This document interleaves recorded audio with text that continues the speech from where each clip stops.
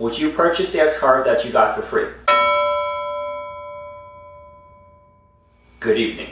Tonight on Show Me What's on Trial, the X-Carve, that's what's on trial, and with me is a special digital guest, and he's going to tell us all about his initial experience with the X-Carve from Inventables.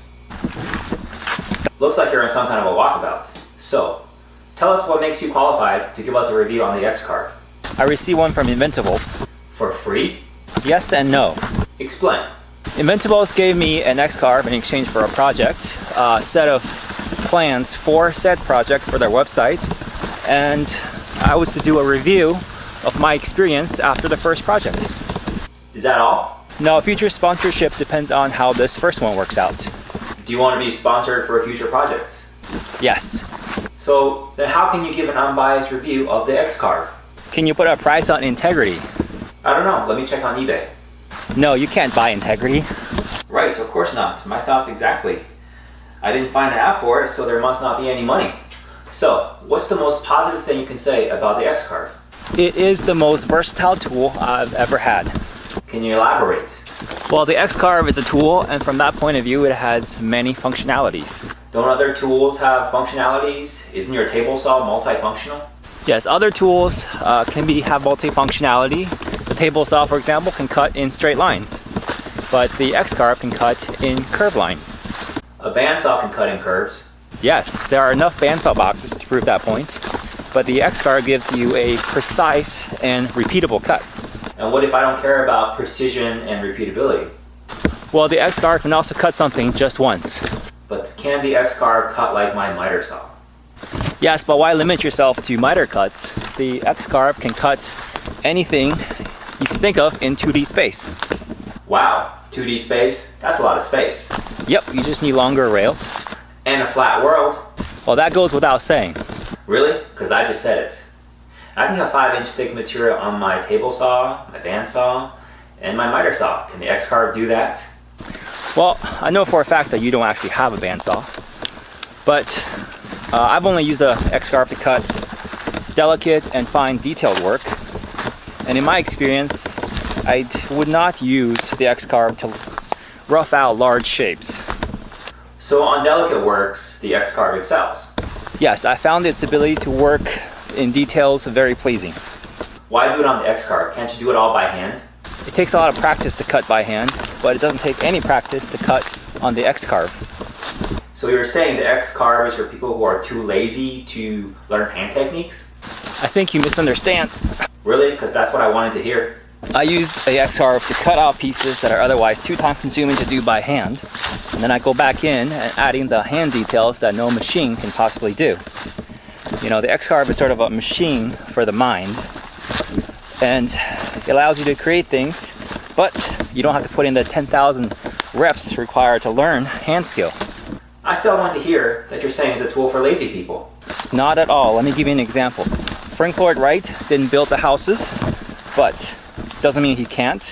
It just means that he did not learn the art or the necessary physical labor, the manual labor involved in working on a joinery for the house. Now, would an architect or designer benefit from having learned how to do a lot of this stuff by hand? Sure. You know, because the mind and the body sort of work together. Fair enough. I think we're talking about versatility before we went off track. So what's the second most positive aspect that you've learned about the X-Carve? I think we sort of hit that point already. It sort of opens out the mind to a different way of thinking. Different good, different bad, different the same? Different good. Ever since I've been using the X-Carve, my mind has been flooded with ideas. A flood, huh? You better have a damn good mind to keep it all in. So has the X-Carve made you more creative? No, the X-Carve is a machine, a tool, and creativity is a gift. So it just allows, me to create in a different way. Did the X-Carve inspire you with any ideas? Again, the X-Carve is a tool. It is an inanimate object and it cannot inspire. So where does the inspiration come from then? That's a little off topic, don't you think? Fair enough. So your first project was a letter opener. How long did that take you? The actual hands hours was about 3 to 4 hours. It's a pretty simple design with straight lines. Do you think it would have been quicker to do it without the X-Carve? Yes, it would have definitely been faster without the X-Carve. So I want to hear that the X-Carve made your project slower. Yes, it made it longer, but the project was a proof of principle of what I could do in the X-Carve. So it's kind of like learning in the minors before going into the show. So the two most positive aspects that you'll learn from the X-Carve is versatility and a different way to create. Yes. What part of your initial X-Carve experience is least best? You mean the worst? That ain't proper newspeak, but you can run with it. I can definitely tell you the least best aspect of the X-Carve for me was the assembly. So how long did it take you to assemble it? About 10 hours. That doesn't seem very long. Part of the written instruction was hard to follow, and you should have taken a lot shorter, maybe 4 hours. Why didn't you watch the videos? They take too long, and I'm not watching parts of it over and over again. I prefer written instructions. Can you make a suggestion on how to improve these instructions? The wiring diagrams was difficult to read. It would have been a lot easier if the cords and the lengths were labeled and the different parts were better annotated. Anything else? The limiting switch is not needed to run the machine, and if you don't install the limiting switch, you don't have to worry about soldering. And that, well, I found out that after about a couple hours and almost burning up the circuit board. It seems you had a lot of trouble just assembling the thing. Do you think that should deter people from the X-Carve? No, the frustration is just part of learning to use the X-Carve. And, you know, now that you know how it's built, when I go back to it, if anything breaks, I can go back and replace it and have confidence on how to do it. What's one advice you would give to someone who is trying to assemble the machine? Look at the pictures of the finished product and get yourself a bearing. Don't rely solely on the instructions to show you where you're going.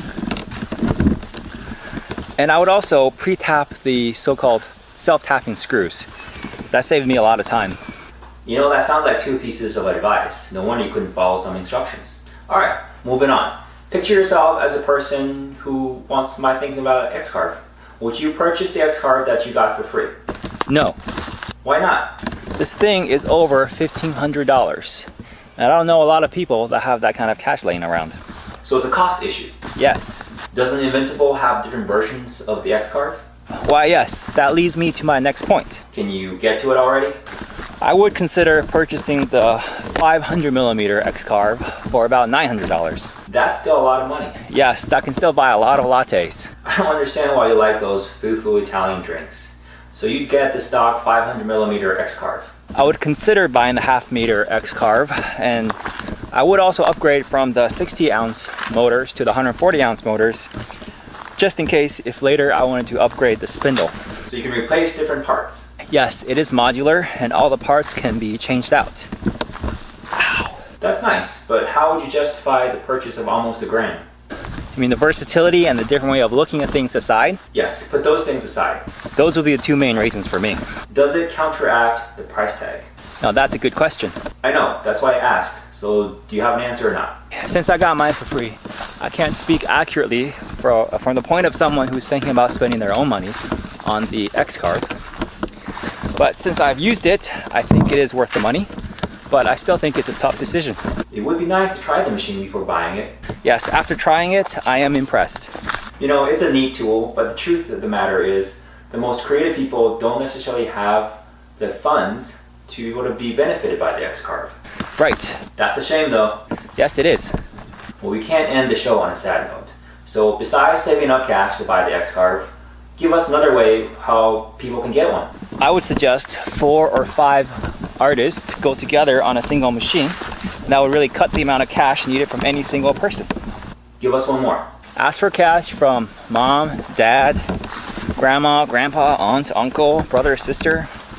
You know, the original version of Kickstart, and tell them that you don't want another birthday or Christmas gift for, 5 years. That's a good one indeed.